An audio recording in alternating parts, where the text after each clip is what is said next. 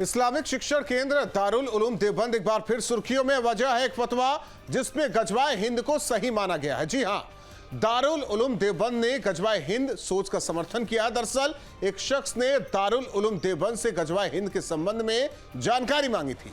पूछा कि क्या हदीस में गजवाए हिंद का कोई जिक्र है, तो इसके जवाब में दारुल उलूम देवबंद ने ऐसा फतवा जारी किया जिसने एक बार फिर देश में गजवाए हिंद पर बहस शुरू कर दी है।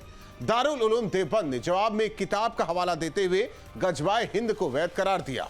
दो टूक में आगे बढ़ेंगे, उससे पहले आपको सुनवाते हैं बयान। दारुल उलूम के जो ये तथाकथित लोग हैं, ये क्या बाबर के वंशज हैं, औरंगजेब के वंशज हैं? कौन है ये लोग? इन्हें मंथन करना चाहिए, चिंतन करना चाहिए। और जो आतंकी फैक्ट्री वहाँ चला रहे हैं, आतंकवादियों जैसे बयान जारी करते हैं, ये अफगानिस्तान नहीं है, ये हिंदुस्तान है। और हिंदुस्तान में ऐसे बयानों के लिए कोई जगह नहीं है। ये भारत रामकृष्ण और ऋषियों का देश है, सनातनियों का देश है, हिंदुओं का देश है। यहाँ इस तरह की भड़काऊ भाषण देना और इस तरह के संगठनों का आवाहन करना ये गलत है। जिन लोगों की विधर्मियों की मानसिकता दारुल उलेमा जैसी और जो संगठनों की जो विचारधारा इस राष्ट्र में कदापि हावी नहीं होगी, क्योंकि वो कान खोल के सुन लें, ये सनातन संस्कृति का राष्ट्र है। सवाल है कि क्या इस फतवे से हिंदू मुस्लिम भाईचारे पर असर नहीं पड़ेगा? सवाल यह भी कि जो कट्टर मानसिकता रखते हैं, क्या उन्हें बल नहीं मिलेगा? दो टूक में इसी पर करेंगे चर्चा। उससे पहले न्यूज स्टेट के बड़े सवाल। देवबंदी फतवा, देश विरोध की हवा, गजवाए हिंद से यारी, 2047 की तैयारी, खौफनाक सोच का समर्थन, जिहादी महिमा मंडल, देश विरोधी ज्ञान, साजिश या मजहबी प्लान, गजवाए हिंद पर चैप्टर, क्या है जिहादी फैक्टर। हमारे साथ मेहमान जुड़ रहे हैं। सबसे पहले परिचय करा दे, आचार्य राज मिश्रा जी, हिंदू धर्म गुरु, हाजी नाजिम खान जी, मुस्लिम एक्टिविस्ट हमारे साथ जुड़े हैं। आप दोनों का स्वागत है। हाजी साहब, आवाज आ रही है? आपको सुन रहे हैं? आप? मैं सुन पा रहा हूं आपको सर। जो दारुल उलूम ने सवाल का जवाब दिया, क्या यह सही है देश के लिए? क्योंकि एक तबका इसे सही मानेगा, जो मानसिकता कट्टरता की रखता है उसे सही मानेगा, और वो बार बार कहेगा कि यह सोच तो जायज है और गजवाए हिंद जरूरी है। अगर यह जरूरी है तो भाईचारे पर भी असर पड़ेगा, देश की कानून व्यवस्था पर भी असर पड़ेगा। सवाल है कि दारुल उलूम ऐसे सवालों से बच नहीं सकता, या वो जानबूझकर ऐसे सवालों को अपने वेबसाइट पर भी दिखाता है? देखिए, सबसे पहले तो मैं ये कहना चाहता हूँ कि ये देश संविधान से चलता है और इंशाल्लाह हमेशा संविधान से ही चलेगा। लेकिन जिस तरीके से देवबंद ने अपने ऑफिशियल साइट पे गजवाए हिंद का फतवा जारी किया है, तो सबसे पहले एक जांच का विषय है। जिन्होंने फतवा लिया है, राहुल भाई, जिन्होंने फतवा लिया उसके खिलाफ एक जांच होनी चाहिए कि उसने जो फतवा लिया है तो उसने क्या सोच के लिया है, क्योंकि ये देश तो संविधान से चलेगा और देवबंद एक संस्था है। अगर राहुल जी, अगर आपको भी अगर फतवा चाहिएगा तो आपको भी वो दे देंगे, देवबंद फतवा। और मैं तो ये कहता हूँ कि ये देश सिर्फ और सिर्फ संविधान से चलेगा। लेकिन जिस तरीके से गजवाए हिंद का फतवा है, तो मैं तो यही कहता हूँ कि हम अपने भारत तो एक मानसिकता भी तो विकसित की जा रही है। आप सारी चीजें तो हटा दें, आप मान लीजिए कि संविधान से देश चलेगा, चलता है, लेकिन जो दिमाग में भर दिया जाएगा उसे कैसे निकाला जाएगा? जिनके दिमाग में गजवा हिंद है उसे कैसे निकाला जाएगा? क्योंकि ये सोच एक दो की नहीं है, ये सोच सामूहिक हो रखी है। राहुल भाई, देखिए, हम भारतीय लोग हैं, हम अपने संविधान पे पूर्ण विश्वास करते हैं और मानते चले आए, क्योंकि ये देश संविधान से ही चलेगा। और मैं बार बार इसी बात को कर रहा हूँ कि जो अभी आपने कहा कि ये दिमाग में डाल दिया गया है गजवाए हिंद का, तो मैं ये कहता हूँ कि गजवाए हिंद जो लोग अपने दिमागों में बना बैठे हैं, उनको मतलब ही नहीं पता है कि गजवाए हिंद होता क्या है। लेकिन मैं सबसे पहले ये कहता हूँ कि हमारे भारत के अंदर हमेशा गंगा जमनी तहजीब है और ये भाईचारा हमेशा है। लेकिन जिस तरीके से ऑफिशियल साइट पे देवबंद ने अपने ये क्या नाम है फतवा दिया है, तो ये फतवा, इस पे जांच होनी चाहिए जिन्होंने फतवा लिया है। लेकिन संस्था है, संस्था तो देगी फतवा, लेकिन संस्था को कहीं ना कहीं, वो तो शिक्षण संस्थान है, वहां जो पहुंच रहा है, जो इस्लाम की शिक्षा ग्रहण कर रहा है, उसे भी यह बात पता चल रही है, उसे यह भी बताया जा रहा कि जायज है। आचार्य राज मिश्रा जी। जी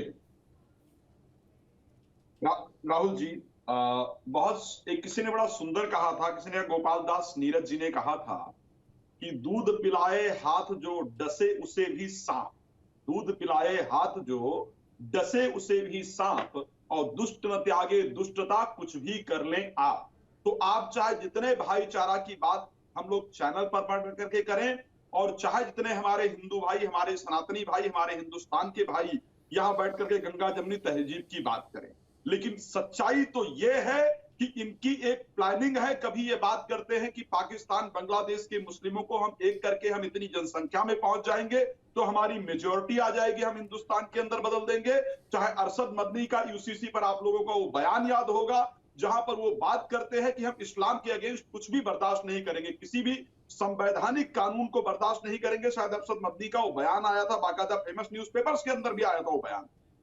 ये जो कुछ चल रहा है, आप बताइए कि ये अपने देश गजवाए हिंद का मतलब क्या? अभी हमारे जो मौलाना कह रहे थे कि शायद वो गजवाए हिंद को नहीं जानते हैं। अरे भाई आप समझा दीजिए गजवाए हिंद क्या है। गजवाए हिंद का तो स्पष्ट मतलब है ना कि जो क्रूर रहे हैं, जो आतंकवादी रहे हैं, जो राक्षस रहे हैं, जिन्होंने आकर के आपको भी कन्वर्ट किया है, जिन्होंने आकर के भारत पर अत्याचार किया है, जिन मुगलों ने उनके अत्याचार का परिणाम था गजवाए हिंद। मतलब भारत को जीतना है, भारत को पूरा इस्लामिक कंट्री बनाना है, भारत को पूरा इस्लामीकरण करना है भारत का। गजवाए हिंद का तो तात्पर्य यही है, इसका मतलब और क्या हुआ? और अगर आज भी आपके विचार में यही चीजें चल रही है तो इन सांपों के लिए जो इस प्रकार की विचारधारा को मन में रखते हैं, जब तक इनके लिए सख्त कदम नहीं उठाए जाएंगे, जब तक इन पर सख्त कार्रवाई नहीं की जाएगी, तो जो लोग आंख बंद करके बैठे हुए हैं ना भारत देश के अंदर कि अरे ये तो कुछ भी नहीं है, ये तो कुछ लोग कहने वाले हैं, ये साहब कुछ लोग कहने वाले नहीं है, ये पूरे एक प्रकार से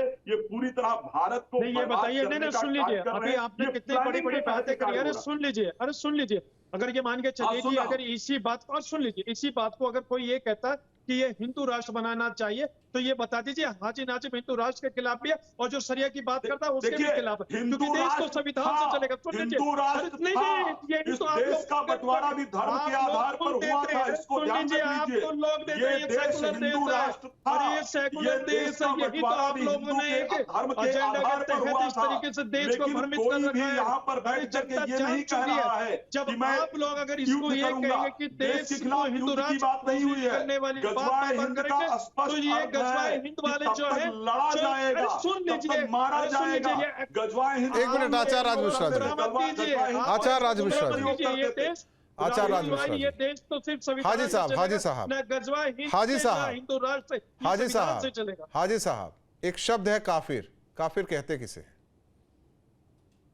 हाँ राहुल भाई, देखिए काफिर शब्द का जो इस्तेमाल है भारत के हमारे हिंदू भाइयों के लिए नहीं है, ये उस जमाने का है जब पैगंबर इस्लाम, सुन लीजिए, पैगंबर इस्लाम के जमाने की बात बता रहा हूँ, जब इस्लाम को ना मानने वालों को, उन लोगों को कहा जाता था, जबकि वो भी मुस्लिम थे तो वो इस्लाम को नहीं मानते थे, उन लोगों के लिए ये बोला गया। लेकिन एक हदीस में है इसकी जानकारी? क्या कहा गया है भाई? सुन लीजिए, बुद्ध को क्या कहा गया? हदीस में या कुरान में है इसकी जानकारी? राहुल भाई देखिए, मैं तो सिर्फ अपने कुरान के बारे में जानता हूँ, क्योंकि हदीस अलग बनाई गई है, लेकिन कुरान जो वो हक व सच है। कुरान की एक देखिए, कुरान तो मानते लोग, हदीस भी मानते हैं। हाँ, जो ये फतवा जो है हदीस के उसमें तो है, जो इतना वो है, अगर कुरान को लेकर होता तो आप कुरान पढ़ लीजिए, कुरान के अंदर आपको पूरा पता चल जाएगा। मैं तभी तो कर रहा हूँ कि कुरान की एक आयत हक व सच्ची है। कुरान को लेकर अगर आप इस तरीके की धारणा करेंगे, नहीं, कुरान की तो बात नहीं हो रही, हदीस के हवाले से कहा गया है ना गजवा हिंद की बात। हाँ, मैंने वही कहा ना, ये तो हदीस है, लेकिन कुरान की जो आयत है, अगर मैं पढ़ता हूँ अल्लाह के सिवा कोई नहीं, राज मिश्रा जी यही कह रहे हैं कि राज मिश्रा जी यही कह रहे हैं कि मुगल गजवाए हिंद करने ही चले थे, लेकिन हो नहीं पाया उनसे, लेकिन वही सोच आज भी भारत में मौजूद है। राहुल भाई देखिए, इस तरीके की कोई सोच नहीं है, लेकिन मैं बार बार एक ही बात कर रहा हूँ, मुगलों को जो कहते हैं मुगल काल में, उसमें उस काल के अंदर सनातन धर्म तब भी सुरक्षित था, ब्रिटिश हुकूमत रही तब भी सुरक्षित था, और आज भी सुरक्षित है, क्योंकि ये देश संविधान सुन लीजिए, अरे सुन तो लीजिए, कि कुछ सनातन धर्म के जो लोग थे उन्होंने अपने आप को बचाए रखा, आताताइयों ने अरे बर्बाद सुन लीजिए, करने के लिए सनातन धर्म को नष्ट करने के लिए, हिंदू धर्म को नष्ट करने के लिए पूरा प्रयास किया। आप लोग भी सनातन धर्मी ही थे, आप लोग भी सनातन धर्मी ही थे, जो आज गजवाए हिंद की बात कर रहे हैं, जो आज उनकी बची हुई जो कार्य उन मुगलों के द्वारा रह गया था उसको आज पूरा करने का अगर कार्य कर रहे हैं, विचार रख रहे हैं, तो आप लोग भी वही सनातनी थे। लेकिन आपको अपनी तलवार के बल पर कन्वर्ट करके सलवार पहना दिया गया, ये कन्फर्म था, और आज आप उस गजवाए हिंद की बात कर रहे हैं। लेकिन हम सनातनी उस टाइम भी कट्टर थे, हमने अपने आप को रोक कर रखा। सनातन उस टाइम सुरक्षित था, ये कहने की हिमायत मत कीजिए। मुसलमानों की छवि कौन खराब कर रहा है? किया था मुसलमानों की छवि तो दारुल उलूम देवबंद खराब कर रहा है। राहुल भाई, मैंने कहा ना, देखिए जिसने ये फतवा मंगाया है उसके फतवे के उसके खिलाफ जांच होनी चाहिए जिसने मंगाया। लेकिन देवबंद जो नहीं, एक संदेश जो देना था आप लोगों के बीच, वो तो मैसेज क्लियर हो गया हाजी साहब, मैसेज तो क्लियर हो गया, जायज है। राहुल भाई, मैं तो ये कहता हूं कि ये देश हमारा है, ये हमेशा संविधान से चलता है। अगर कोई इसको सोचता है कि हिंदू राष्ट्र या शरिया के हिसाब से, तो ये देश कभी नहीं चलेगा। नहीं, शरिया के हिसाब से नहीं चलता है। एक काम कीजिए ना राहुल जी, तो कितने मुस्लिम हैं भारतवर्ष के जो दारुल उलूम के खिलाफ कल फतवा जारी करेंगे, या दारुल उलूम के खिलाफ कल रोड पर निकल करके नहीं, बरेलवी करेंगे क्या? मार्च करेंगे। हाजी नाजिम साहब, आप देवबंदी है, बरेलवी है क्या? देखिए, सबसे पहले तो मैं भारतीय हूँ राहुल भाई, भारतीय हूँ, और मेरा मजहब इस्लाम जो है। फिर इसके बाद मुझको मानने की बात नहीं होते, ये चीजें हैं, क्योंकि वो कुछ चीजें हैं जहां आप लोग एक दूसरे से सहमत नहीं है। नहीं, देखिए, पूरे भारत का मुसलमान सहमत है आपस में एक दूसरे से। ये नहीं तो फिर क्यों होता है देवबंदी, बरेलवी, हनफी, क्यों फिर अलग अलग है देवबंदी? तो फिर ये फिरकों में क्यों बटे हुए हैं? अगर हाँ, देखिए, सुन लीजिए, देखिए, अभी जिस हदीस का आपने जिक्र करा तो मैं उसी के बारे में कह रहा हूँ। अगर कुरान शरीफ अगर सब पढ़े हुए हैं, कुरान के मुताबिक अगर चलेंगे तो देश के अंदर हमेशा अमन में सुकून रहेगा। लेकिन हदीस के हवाले से जो बात कही जाती है वो अलग है। मूर्ति पूजकों को मारने वाले हैं, मूर्ति को मारने की बात कहाँ की गई है?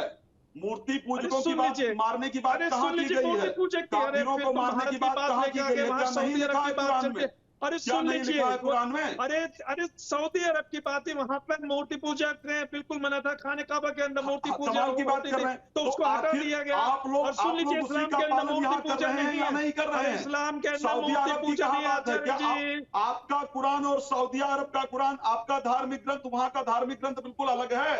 कुरान एक कुछ अलग है, पूरी दुनिया का कुरान एक है, अल्लाह एक है, अल्लाह का नबी एक है। हम सब अपने कुरान को मानने वाले, एक नबी को नहीं फिर पढ़िए हाजी साहब, कुछ बातों पर एक दूसरे से सहमत नहीं है, चाहे वो सऊदी के हो, पाकिस्तान के हो, कहीं के भी हो। कहीं एक दूसरे बातों पर सहमत नहीं है आप लोग, लेकिन गजवाए हिंद पर सहमत रहेंगे जरूर। राहुल भाई, देखिए, हमने कहा कि हम अपने देश के साथ हैं और देश के संविधान के साथ हैं। और देखिए, देश का संविधान हम लोगों को, नहीं तो जब संवैधानिक कार्रवाई होती है तो फिर यही बताया जाता है कि मुसलमानों पर अत्याचार हो रहा है। राहुल भाई, देखिए, मैंने कहा ना, देखिए, ये देश संविधान से चलता है। दादा, जब देश संविधान से चलता है, कभी डिसीजन आता है काशी सर्वे को लेकर के, वाराणसी सर्वे को लेकर के, नहीं फिर तो सीए, एनआरसी सब कुछ मान लेना चाहिए था। अगर देश संविधान से चलता है, संसद से कानून वहीं से बनता है। बहुत बहुत धन्यवाद आप दोनों मेहमानों का हमारे साथ जुड़ने के लिए। लेकिन जिस तरीके से दारुल उलूम देवबंद से एक सवाल और एक फतवा गजवाए हिंद को लेकर, सवाल ये कि कट्टरता को आगे कौन बढ़ा रहा है? ऐसे शैक्षिक संस्थान जो धर्म की शिक्षा देते हैं और उसमें वो बातें भी बताई जाती हैं जो वाकई देश के लिए खतरनाक है। आकलन जरूर कीजिए। दो टूक में इतना है।